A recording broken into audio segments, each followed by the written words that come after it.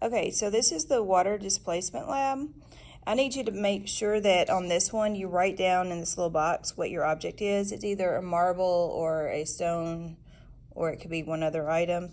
Okay, I also need you to write down the information about the graduated cylinder that you have right here, so I know which one you use, so I know how many decimal places to expect. So the steps on this are on the back. Okay, you want to make sure the object's dry. You're going to mass the object on the balance. So this step's not in there, but this has got a marble. It's going to roll around, so I'm going to put my weighing dish on the balance. I'm going to hit the tear button that gets rid of the mass of that cup. I get my object, which is a marble. I'm going to put it in there. I'm going to record that mass on the chart where it says mass the object, making sure I put the units there. All right, then I'm going to put some water into my graduated cylinder, about halfway. If you're on the side next to the sink, you're just going to use the water from the sink. Make sure you turn the water on first and then add some water. All right, now I've got way too much water, so I'm going to pour some of that off. You want about halfway will be great. All right, so now I've got some water. I need to record that volume using the correct number of decimal places right here where it says B, initial volume of water.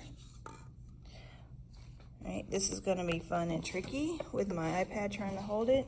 When you go to put in your object, you don't want the water to splash, so hold the graduate cylinder sideways and then let the object slide in gently. Don't just drop it in or it's going to plunk.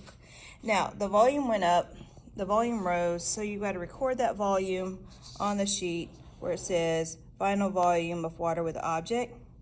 And then you'll take the two measurements, C in the C column, or C row minus the B row, to get the volume of the object. And then you're going to calculate the density by using the mass, which is in row A, divided by the volume in row D.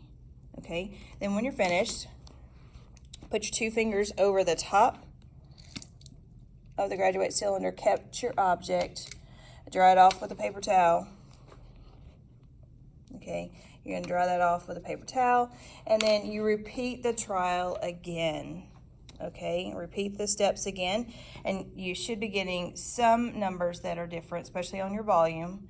Your mass may stay the same, but you need to check it because there are tiny crevices on some of these objects, and so their mass may actually increase, and so you have to record that. All right, once you get all three densities, you will be adding them up and dividing by 3 to get the average density of the object, and that's the water displacement.